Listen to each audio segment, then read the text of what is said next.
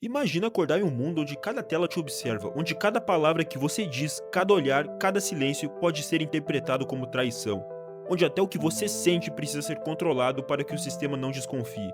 Esse é o mundo de 1984, de George Orwell, um lugar onde o poder não domina apenas os corpos, domina a mente. A história começa com Winston Smith, um homem comum. Ele trabalha no Ministério da Verdade, apagando e reescrevendo notícias antigas, transformando mentiras em fatos. Sua função é simples: mudar o passado para que o partido pareça infalível, e ele faz isso todos os dias, até que começa a desconfiar da própria sanidade, porque quando tudo pode ser alterado, até o tempo perde o sentido. Há uma cena silenciosa no livro, porém poderosa. Winston escreve em um pequeno diário, escondido da vigilância. O simples ato de colocar um pensamento no papel se torna um crime. É o gesto mais perigoso do mundo, pensar por conta própria. Nesse instante, o livro deixa de ser uma ficção sobre política e se transforma em uma reflexão sobre o medo. Porque o que Orwell retrata não é apenas um regime totalitário, é uma prisão mental, um lugar onde o medo apaga a consciência e transforma a obediência em virtude.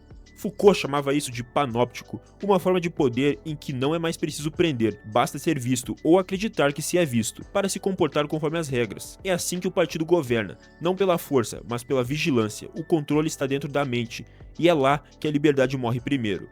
E se a pior forma de prisão fosse aquela em que você acredita ser livre? Essa é a pergunta que atravessa 1984, porque olhando de perto, talvez o que Orwell descreveu não pertence apenas ao futuro, talvez já esteja acontecendo agora, nas pequenas concessões diárias que fazemos em nome da segurança, da aceitação e do conforto. Bom, como deu pra perceber, hoje a gente vai falar sobre esse clássico do George Orwell, um livro que, apesar de ter sido escrito em 1949, a cada ano que se passa, ele está cada vez mais atual. No universo de 1984, a verdade é maleável. O passado não é uma lembrança, é uma ferramenta. O partido repete 3 slogans que parecem absurdos, mas que sustentam toda a lógica do poder: guerra é paz, liberdade é escravidão e ignorância é força. Essas frases são o alicerce da manipulação, porque se o absurdo é repetido o suficiente, ele deixa de soar absurdo, e o que era impensável se torna natural. O Ministério da Verdade, onde Winston trabalha, é o coração dessa engenharia mental. Lá, fatos antigos são apagados, jornais são reescritos, nomes desaparecem. Um erro do partido é transformado em acerto, uma promessa quebrada é substituída por uma nova versão dos eventos. Winston rasga o passado e o reescreve, sem saber mais o que é real. Quando tudo pode ser alterado, o tempo se desfaz. Não há futuro, porque não há memória, só existe o presente, o agora controlado pelo poder. Nietzsche dizia que quem controla o esquecimento, controla a história. Em 1984, o esquecimento é institucional. O eterno retorno não é mais uma filosofia, é um mecanismo político. As pessoas vivem o mesmo dia, com as mesmas frases, os mesmos medos, e acreditam que é progresso. A repetição se torna uma forma de anestesia. Mas a ferramenta mais poderosa do partido não é o tempo, é a linguagem. A nova língua é a arma final. Um idioma criado para eliminar palavras e, com elas, eliminar os pensamentos. Se não existe a palavra liberdade, como desejar a liberdade? Se a palavra revolta é proibida, como imaginar a revolta? O partido entende que para dominar o pensamento é preciso controlar o dicionário. Wittgenstein escreveu que os limites da minha linguagem são os limites do meu mundo. Orwell leva essa ideia ao extremo. Ao reduzir o vocabulário, o partido reduz o mundo interior das pessoas. Palavras como crime-ideia e bem mais mostram o empobrecimento da mente. O pensamento se torna binário, bom ou mal, permitido ou proibido. A complexidade desaparece e com ela a consciência. Hoje, algo semelhante acontece de maneira sutil. Nas redes sociais, palavras como verdade, liberdade e respeito são repetidas até perder o sentido. Tudo é slogan, tudo é reação. A linguagem se encurta, a reflexão desaparece. Criamos nossa própria nova língua, disfarçada de comunicação instantânea. Em 1984, o partido não precisa que todos amem o grande irmão. Basta que ninguém consiga nomear o ódio, porque quando a palavra some, o pensamento morre, e quem controla as palavras controla a realidade. Porém, entre todas as ideias de 1984, talvez nenhuma seja tão perturbadora quanto o duplo pensar, que consiste na capacidade de acreditar ao mesmo tempo em 2 verdades que se contradizem e aceitá-las como se fossem uma só. É a mente dividida, que aprende a negar o que se vê e a repetir o que se ouve. É o triunfo da obediência sobre a razão. Winston é o retrato dessa contradição.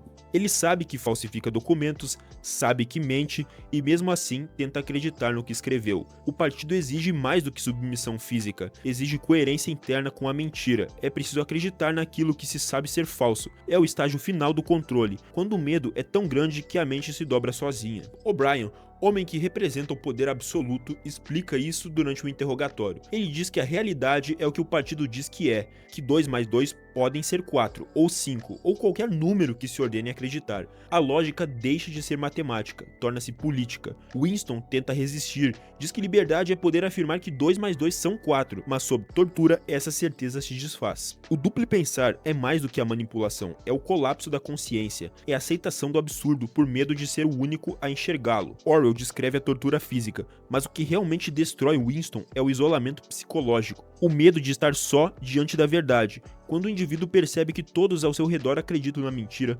sustentar o real se torna insuportável. O resultado é uma mente que abdica do pensar para sobreviver. É o momento em que a verdade deixa de importar e a conveniência assume o controle. Não é apenas o medo da punição, é o medo da exclusão, da solidão, do silêncio. É a mesma lógica que ainda nos ronda, a necessidade de pertencer, mesmo que isso custe a lucidez. 2 mais 2 é igual a 5, portanto, é a fórmula da rendição, o símbolo de uma sociedade que prefere o conforto da obediência à dor da consciência. E talvez por isso o livro ainda assuste tanto, porque ele nos mostra o que acontece quando o medo vence a verdade, e o pensamento deixa de ser um ato de coragem para se tornar um risco de extinção. Em meio à rigidez sombria de 1984, surge algo inesperado, o amor. Winston conhece Julia e por um instante acredita que o sentimento pode libertá-lo. O amor entre eles não é apenas paixão, é resistência. No mundo onde tudo é observado, sentir é o último ato de rebeldia. Eles se encontram em segredo, longe das câmeras, acreditam que ali, naquele pequeno quarto escondido, o poder não os alcançaria. Mas nesse mundo distópico, toda liberdade é temporária. O quarto, que parecia refúgio, também tinha uma teletela oculta. O olhar do grande irmão sempre esteve presente. O amor, o único espaço que ainda pertencia ao humano, é invadido. E o que antes era uma promessa de vida se torna mais uma ferramenta de dominação. O poder não se contenta em controlar ações, ele quer dominar os afetos. A relação entre Winston e Julia é o reflexo mais cruel dessa transformação. Eles buscam intimidade e encontram um espelho do controle. O poder os separa, não com força, mas com vigilância. Não é o castigo que destrói o amor, é o olhar constante, porque onde tudo é observado, nada é sagrado. Há algo profundamente atual nisso. Vivemos cercados de telas que nos observam enquanto acreditamos estar no controle. Trocamos a liberdade pela validação, a privacidade pela aceitação. A dopamina da aprovação substitui o calor do afeto, chamamos exposição de conexão. E assim, pouco a pouco, a alma se torna transparente demais para existir. Quando Winston é capturado, o amor se transforma em culpa. A tortura o leva a trair Julia. E essa traição é o golpe final, não é física, é espiritual. Ao dizer "eu amo o grande irmão", ele não apenas obedece, ele apaga dentro de si o último resquício de humanidade. A chama do sentimento que o mantinha livre se apaga. O amor, o último refúgio da alma, é conquistado pelo poder. Em 1984, a vigilância não mata o corpo, mata o invisível. O que Orwell mostrou é que o verdadeiro colapso de uma civilização não começa com censura ou violência, mas com a morte da intimidade. Quando o amor deixa de ser abrigo e se torna suspeita, o ser humano já não pertence a si mesmo. George Orwell escreveu 1984 em 1949, mas sua visão não envelheceu, ela amadureceu. O que ele descreveu como uma distopia política tornou-se um espelho social. O grande irmão que observa todos foi substituído por bilhões de pequenas telas que observam a cada um. A diferença é que hoje não precisamos mais ser vigiados à força. Nós mesmos entregamos nossos dados, nossas rotinas, nossas emoções com naturalidade. A vigilância não é mais imposta, ela é voluntária. O duplo pensar, aquele fenômeno em que se acredita em duas verdades opostas, ganhou outro nome, narrativa. Hoje cada grupo, cada bolha, cria sua própria versão da realidade e a defende com convicção. A lógica é descartável, os fatos são moldáveis, a emoção substitui a razão como critério de verdade. O resultado é o mesmo que Orwell previu, um mundo onde a coerência se dissolve e a verdade se torna relativa. E assim, sem perceber, construímos nossa própria versão de 1984. Orwell imaginou uma prisão de ferro, mas criamos uma de vidro, uma prisão onde tudo é visto, onde tudo precisa ser mostrado, onde o olhar do outro se tornou um novo juízo. A liberdade agora é medida em engajamento e o silêncio é tratado como culpa. O futuro que Orwell temia chegou disfarçado de conexão. Ele não veio com marchas militares, veio com notificações, e talvez o mais assustador seja perceber que no fundo não há mais vilão, só o espelho.